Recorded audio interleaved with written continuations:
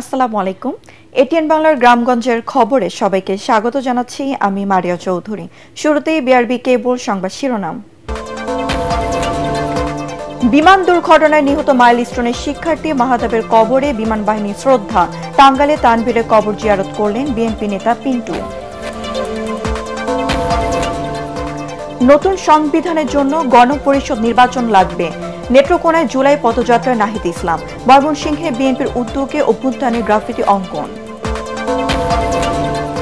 এবং মেহেরপুরের কমিউনিটি ক্লিনিকগুলোতে ওষুধ সংকট। ডাক্তারের অভাবে চিকিৎসা নিতে এসে ফিরে যাচ্ছেন রোগীরা। ব্যাহত হচ্ছে গ্রামীণ স্বাস্থ্যসেবা। শুনছিলেন বিআরবি কেবল সংবাদ শিরোনাম। এবার জানিয়ে দিব বিস্তারিত সংবাদ। বিমান বিধ্বস্ত হয়ে নিহত মাইলস্টোনের শিক্ষার্থী মাহতাবের কবরে শ্রদ্ধা নিবেদন করেছেন বিএনপি বিমান বাহিনী। দুপুরে মাহতাবের গ্রামের বাড়ি কুমিল্লার দেবিদ্বার উপজেলার রাজামেহার ইউনিয়নের উখারি গ্রামে যায় প্রতিনিধি দল। পরিবারের সদস্যদের সাথে দেখা করে বিমান বাহিনীর প্রধানের পক্ষে মাহতাবের কবরে শ্রদ্ধা জানান তারা। এ সময় বিমান বাহিনীর উইং কমান্ডার আতিক হাসান বলেন, মাইলস্টোন স্কুলে বিমান দুর্ঘটনায় তদন্ত চলছে। নিহত এবং আহত সবার পরিবারকে সব ধরনের সহযোগিতা করা হচ্ছে। এ সময় সারা দেশের মানুষ সন্তানের জন্য দোয়া করে সবার প্রতি কৃতজ্ঞতা জানান মাহতাবের বাবা মিনহাজুর রহমান ভূঁইয়া।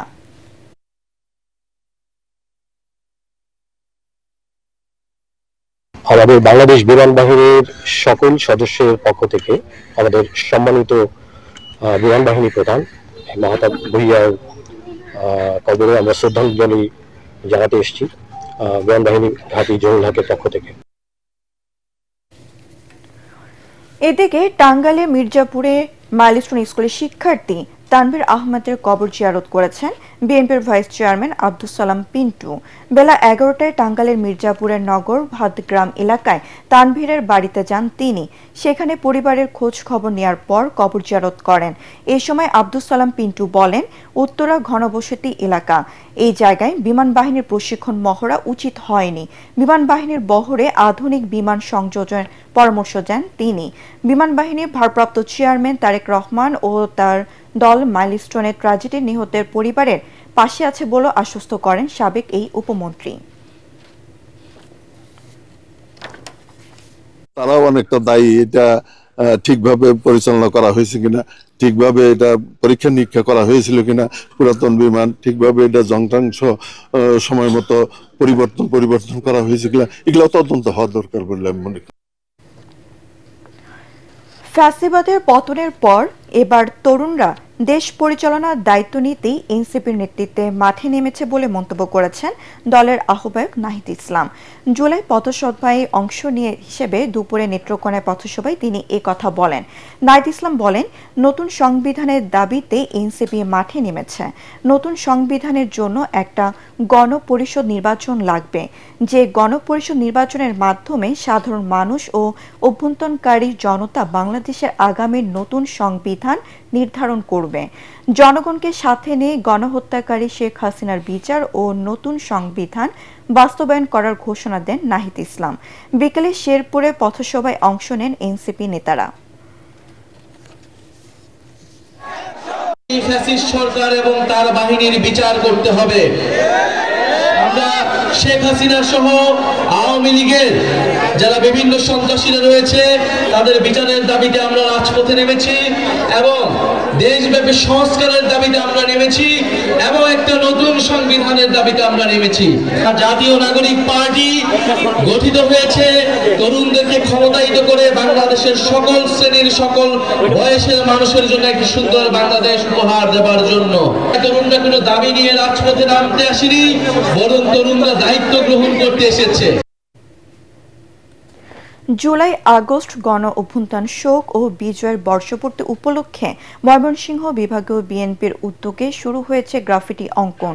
দুপুরে নগরের টাউন হল জুলাই চত্বরে এর উদ্বোধন করেন দলের যুগ্ম মহাসচিব সৈয়দ ইমরান সালেহ প্রিন্স। এ সময় তিনি বলেন, ফ্যাসিস্ট সরকারের পতনের পর দেশ এখন নির্বাচনের দিকে এগোচ্ছে। আসছে ফেব্রুয়ারির প্রথম সপ্তাহের মধ্যেই দেশে একটি প্রতিদ্বন্দ্বিতামূলক, অবাধ ও নিরপেক্ষ নির্বাচন হবে বলে আশাবাদ জানান প্রিন্স।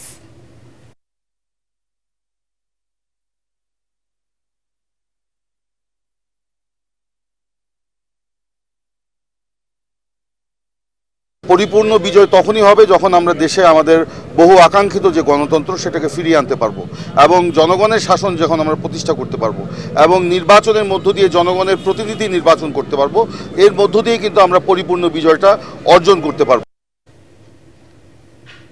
রাশিয়াতে জুলাই আগস্ট গণহত্যা মামলার আসামি আওয়ামী লীগ কর্মী মুস্তাফিজুর রহমানকে গ্রেফতারের দাবিতে মানববন্ধন করেছে বিএনপি অঙ্গ ও সহযোগী সংগঠনগুলো।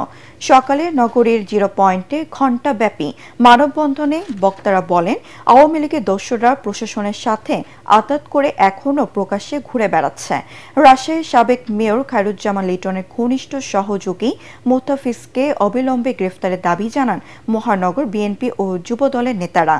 সেই সাথে বিএনপি নেতাকর্মীদের নামে করা হয়রানিমূলক সকল মামলা তুলে নেওয়ার দাবি জানান তারা। জুলাই গণহত্যার বিচারের দাবিতে চাঁপাইনবাবগঞ্জে বিক্ষোভ মিছিল ও সমাবেশ করেছে ইসলামী ছাত্র শিবির। শিবগঞ্জ উপজেলার স্বাস্থ্য কমপ্লেক্সের সামনে থেকে বিক্ষোভ মিছিল বের হয়ে পৌর এলাকার গুরুত্বপূর্ণ সড়ক ঘুরে শিবগঞ্জ প্রেস ক্লাবের সামনে গিয়ে শেষ হয়। সেখানে সমাবেশে বক্তব্য রাখেন ছাত্র শিবিরের চাঁপাইনবাবগঞ্জ জেলা পশ্চিম শাখার নেতারা। এই সময় তারা অভিযোগ করেন, ফ্যাসিস্ট হাসিনা ও তার দোসরদের বিরুদ্ধে অসংখ্য হত্যা মামলা হলেও আওয়ামী লীগ সন্ত্রাসীরা এখনও প্রকাশ্যে ঘুরে বেড়াচ্ছে। অবিলম্বে গণহত্যায় জড়িতদের গ্রেফতার করে শাস্তির আওতায় আনার দাবি জানান ছাত্র শিবিরের নেতারা। নোয়াখালীর কোম্পানিগঞ্জে পুকুরের পানিতে ডুবে মারা গেছে চাচাতো 2 ভাই। সকাল 8:30টার দিকে উপজেলার চরপার্বতী ইউনিয়নের 4 নম্বর ওয়ার্ডের রবিউল লালের বাড়িতে এই ঘটনা ঘটে। এরা হলো চরপার্বতী ইউনিয়নের আবু সুফিয়ান সজীবের 4 বছরের ছেলে ইব্রাহিম ও শরীফের 3 বছরের সন্তান নাদিম হোসেন। পুলিশ ও স্থানীয়রা জানান, সকালে খেলাধুলা করার এক পর্যায়ে 2 শিশু পাশের পুকুরে পড়ে যায়। পরে পুকুরে জাল ফেলে তাদের মরদেহ পাওয়া যায়। তাৎক্ষণিকভাবে তাদের উপজেলা স্বাস্থ্য কমপ্লেক্সে নিয়ে গেলে কর্তব্যরত চিকিৎসক মৃত ঘোষণা করেন। এদিকে নরসিংদীর শিবপুরে বাড়ির পাশে গর্তের জমে থাকা বৃষ্টির পানিতে ডুবে মারা গেছে 2 শিশু। দুপুরে উপজেলার পুটিয়া ইউনিয়নের মনসিরফের গ্রামে এই ঘটনা ঘটে। সম্পর্কে তারা আপন চাচাতো ভাই বোন। নিহতরা হলেন ওই গ্রামের প্রবাসী শাকিল মিয়ার 2 বছরের ছেলে আলিফ মিয়া ও সোহেল মিয়ার 3 বছরের মেয়ে মায়ামণি। টাঙ্গাইলের ঘারিন্দা ট্রেন স্টেশনে এক কিশোরীকে গণধর্ষণের ঘটনায় অভিযুক্ত 3 জনকে গ্রেফতার করেছে পুলিশ। শুক্রবার গভীর রাতে ধর্ষণের শিকার ওই নারী শনিবার টাঙ্গাইল সদর থানায় মামলা করে। রেল পুলিশ জানায়, চট্টগ্রামে যাওয়ার কথা থাকলেও ঢাকা বিমানবন্দর থেকে ভুল করে মেয়েটি উত্তরবঙ্গগামী ট্রেনে ওঠে। পরে বিষয়টি বুঝতে পারলে রাত 12:30টার দিকে টাঙ্গাইলের ঘারিন্দা রেল স্টেশনে নামে সে। এ সময় জিআর পুলিশ দুলাল নামে এক সিএনজি চালককে মেয়েটিকে ঢাকাগামী ট্রেনে উঠিয়ে দেওয়ার কথা বলেন। পরে দুলাল ও তার সহযোগীরা মেয়েটিকে ধর্ষণ করে স্টেশনে ফেলে রেখে যায়। পুলিশ অভিযান চালিয়ে অভিযুক্ত দুলাল চন্দ্র, সজীব খান ও রূপু মিয়াকে গ্রেফতার করে।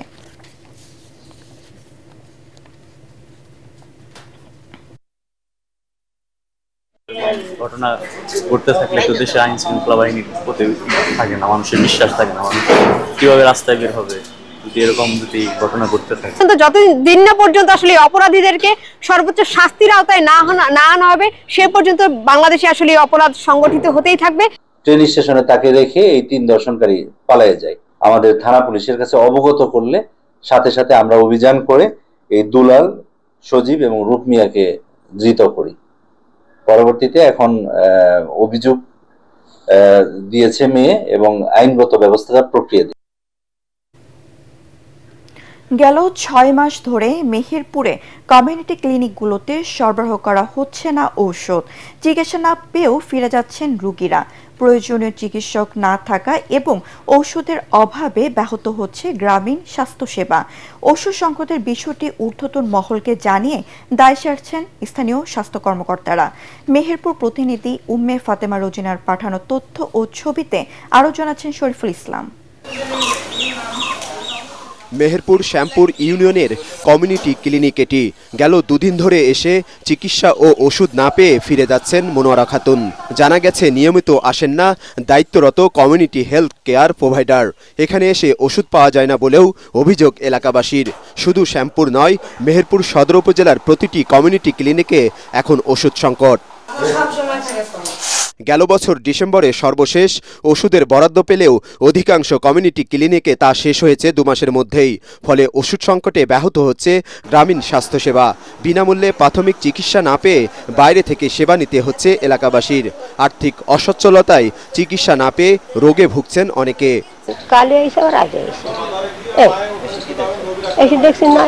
ঠান্ডা জ্বর কোনো ওষুধই নাই এখানটায়। আমরা আসছি আর ঘুরে ঘুরে চলে যাচ্ছি। ওষুধ কেনার টাকা নেই আমাদের, ওষুধ কিনবো কি করি? আমাদের যদি সেবাই না হয়, বাড়ির গ্রামে ক্লিনিক থেকে কি হবে আমাদের? ক্লিনিকগুলোতে 27 ধরনের ওষুধ বরাদ্দ থাকলেও রয়েছে মাত্র গ্যাসের ও ভিটামিন জাতীয় ট্যাবলেটগুলো। ওষুধ না থাকায় অনেকেই সেবা নিতে কমিউনিটি ক্লিনিকে আসছেন না বলে জানালেন হেলথ কেয়ার প্রোভাইডাররা। যেটুকু সেবা দেওয়ার দরকার দিতে পারছি, কিন্তু যে ঔষধটা তাদের দরকার প্রয়োজন, ঠান্ডা জ্বর কাশি এগুলা কিছুই দিতে পারছি না। এই কারণে আর কি রোগীরা একটু অসন্তুষ্ট প্রকাশ করছে। বিষয়টি ঊর্ধ্বতন মহলের নজরে দেওয়া হয়েছে বলে জানালেন উপজেলা স্বাস্থ্য ও পরিবার পরিকল্পনা কর্মকর্তা। সকল বিষয় বেসিক্যালি আমাদের ঊর্ধ্বতন কর্তৃপক্ষ জানেন। যদিও আমরা অফিসিয়াল এখনো পর্যন্ত চিঠি পাইনি, তবে আমরা আশা করছি খুব দ্রুত ইনশাআল্লাহ আমরা আমাদের এই কোয়ার্টারের যে ওষুধ সেগুলো পেয়ে যাব। মেহেরপুর সদর উপজেলায় 26টি কমিউনিটি ক্লিনিক রয়েছে। Bureau report, ATN Bangla. রংপুরে মহানবী হযরত মুহাম্মদ সাল্লাল্লাহু আলাইহি ওয়াসাল্লামকে নিয়ে ব্যঙ্গ ও কটূক্তির প্রতিবাদে বিক্ষোভ মিছিল করেছে শিক্ষার্থীরা। দুপুরে নগরী সেন্টার রোডে রংপুর আইডিয়াল ইনস্টিটিউটের সামনে থেকে বিক্ষোভ মিছিল বের হয়ে নগরীর প্রধান সড়ক ঘুরে প্রেস ক্লাবের সামনে গিয়ে সমাবেশ অনুষ্ঠিত হয়। এ সময় অবিলম্বে কুটুকিকারী রঞ্জনের কঠোর শাস্তি দাবি করেন তারা। গতকাল রঞ্জন নামে এক ব্যক্তি সামাজিক যোগাযোগ মাধ্যমে মহানবীকে নিয়ে কুরুচিপূর্ণ মন্তব্য করে। পরে গঙ্গাচড়া থানায় পুলিশ তাকে গ্রেফতার করে।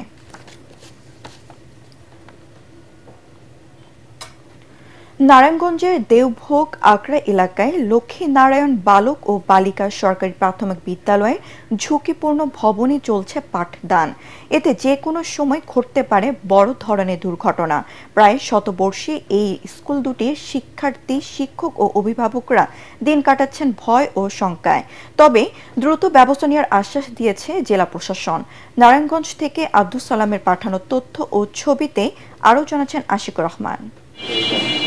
1937 সালে নারায়ণগঞ্জ শহরের মন্দির কর্তৃপক্ষের উদ্যোগে নির্মিত হয় দেওভোগ এলাকার লক্ষ্মীনারায়ণ বালক বালিকা সরকারি প্রাথমিক বিদ্যালয়। 2023 সালে স্কুলের ছাদ ভেঙে পড়লে ঝুঁকিপূর্ণ ঘোষণা করা হয় ভবনটিকে। পরে ঝুঁকিপূর্ণ ভবনের 2টি কক্ষ বন্ধ করে দেয়া হলেও এখনও পাঠদান কার্যক্রম চলছে বাকি কক্ষগুলোতে।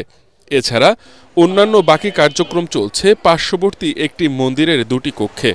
প্রতিদিন ঝুঁকি নিয়ে ক্লাস করছেন শত শত শিক্ষার্থী। এ নিয়ে ক্ষোভ জানান শিক্ষার্থী ও শিক্ষকরা। এ মন্দিরে ক্লাস করতে আমাদের অনেক সমস্যা হয়। এ মন্দিরে অনেক পূজা ও ঢাকঢোল বাজে, তাই আমাদের পড়ালেখায় সমস্যা হয়, পড়া বুঝতে সমস্যা হয়। এখানে অনেক শব্দ হয়, প্রতিদিনই পূজা আর্চা হয়, তাই এখানে অনেক শব্দ হয়, তাই আমরা মনে রাখতে পারি না কিছু। এখানে ক্লাস করতে আমাদের অনেক ভয় লাগে, আর বৃষ্টি হলেও এখানে অনেক জল আসে, পানি আসে, কারণ আমাদের পা যাতে সব ভিজে যায়।